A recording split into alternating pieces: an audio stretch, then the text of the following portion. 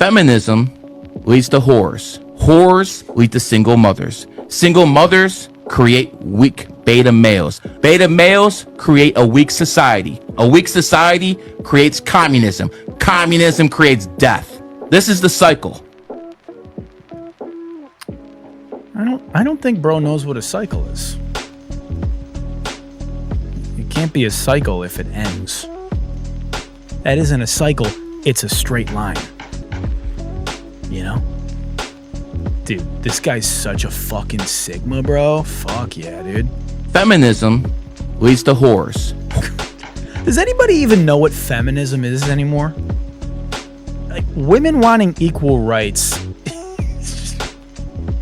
You know? I know there's like, you know, it's like vegans.